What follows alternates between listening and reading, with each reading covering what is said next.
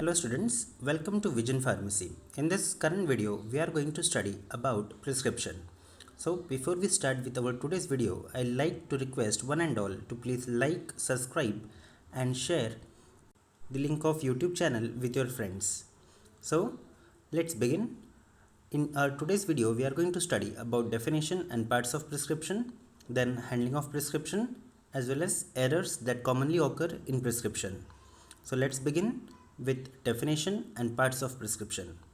Now, as per definition, prescription is a written order by physician, dentist or any other medical practitioner including veterinary to the pharmacist to compound and dispense a specific medication for individual patient. Then this is a example of a prescription containing so many of parts. So if you are confused, then there is no need to be confused. We'll be simplifying it. So here you can see a simplified prescription indicating its parts. Now we'll be seeing these parts one by one.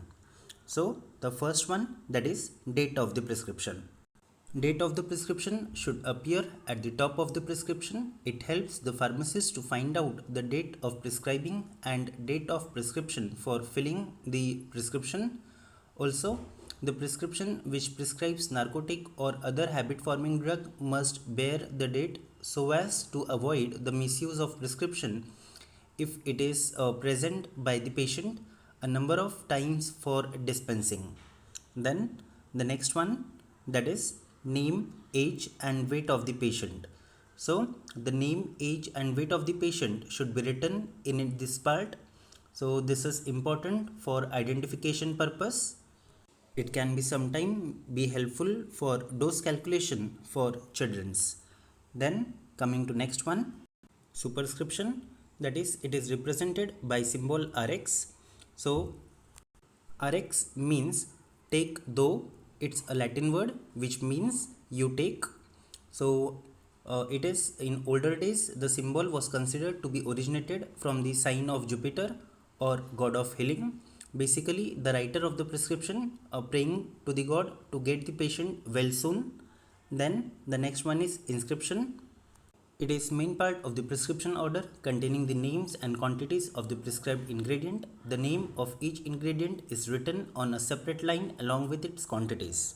Then the next one is subscription, that is it is part of prescription containing information or direction to the pharmacist for preparing the prescription. Also include the information like that of number of doses to be dispensed, etc. Then the next one is signature, that is contains the direction to be given to the patients. The instructions may include like the quantities to be taken or amount to be used, then the frequencies and time of administration or application, the route of administration, the special instructions such as dilution, etc. are all included in signature. Then coming to next one, that is renewal instruction. So the prescriber indicates on every prescription order whether it has to be renewed or not, and if so, how many times. So it is very important particularly for prescriptions containing narcotic or habit forming drugs to prevent its misuse. So renewal instructions are mentioned on prescription. Then the next one is signature.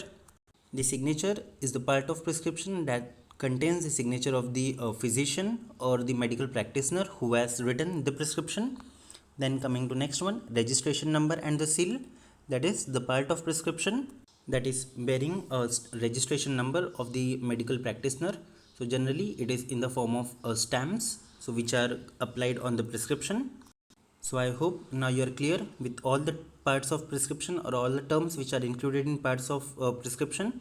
This one slide will give you in short detail about the terms regarding the parts of prescription. Now let's talk about, or this is the diagrammatic image of a prescription.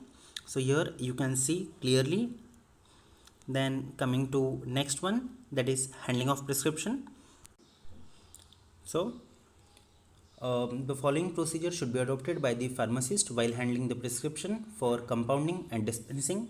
The first one is receiving, that is while receiving the In receiving, the prescription should be received from the patient by pharmacist himself. While receiving a prescription, the pharmacist should not change his facial expression, which gives an impression to the patient that he is surprised or confused after seeing the prescription. After receiving the prescription comes reading and checking. That is, on receiving a prescription, a pharmacist should always check that it is written in a proper format. A prescription should always be screened behind the counter and not in the front of the customer or the patient.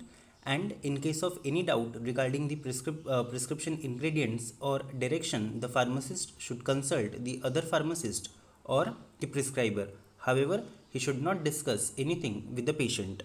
Then coming to next one, collecting and weighing of the material. So before compounding the prescription, all the materials required for it should be collected on the left hand side of the balance. After weighing the material, it should be shifted to right hand side of the balance. This gives a check of ingredients which have been weighed.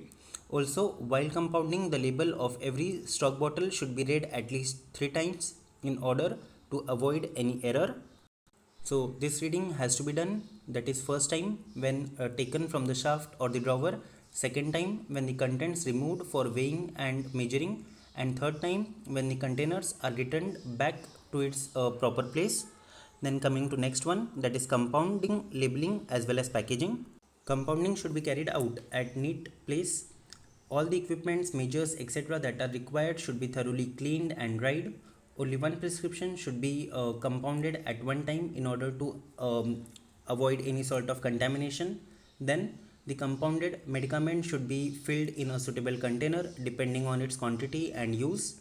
The filled containers are suitably labeled with white paper of good quality and should be used for indicating the mode of administration, direction to use, storage, etc. Then finally the container is to be polished so as to remove the fingerprints. Also, while delivering the prescription to the patient, the pharmacist should explain him the mode of administration, direction to use, and storage. So these are basically the 4 different steps that are essential in handling of prescription. Now let's talk about errors in prescription. So in errors of prescription, the first source of error is abbreviation. Abbreviation presents a problem in understanding part of prescription order. Therefore, extreme care should be taken by the pharmacist in interpreting the abbreviations. Pharmacist should not guess at the meaning of an abbreviation. Then the second one is name of drug. So there are certain drugs whose name look or sound like those of other drugs.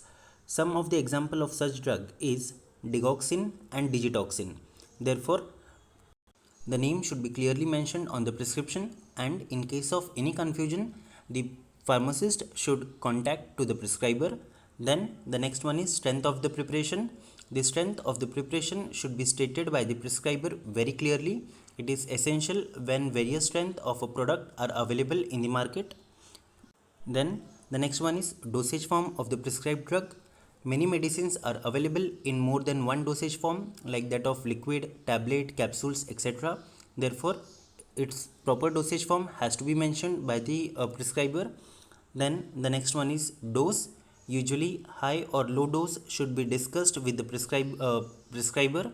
Also, pediatric dose may present a problem as the amount of dose required can vary from the adult. Therefore, a pharmacist should consult pediatric physician in order to avoid any sort of error.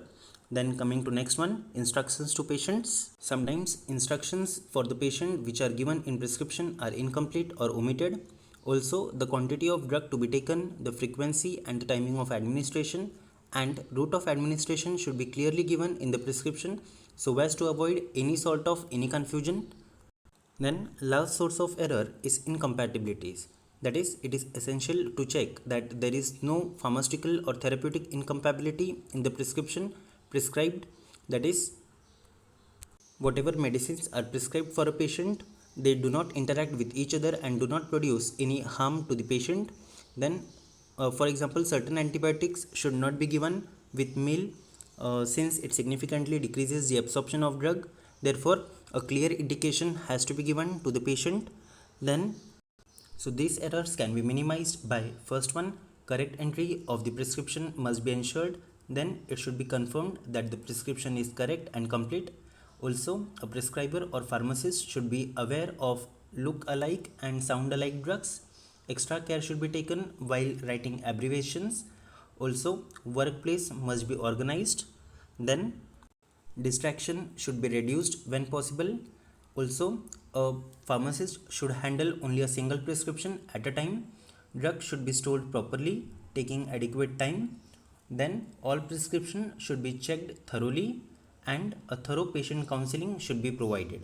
So, these are the various steps by which one can reduce or minimize the errors in prescription. So, thank you for watching the video. Thank you again.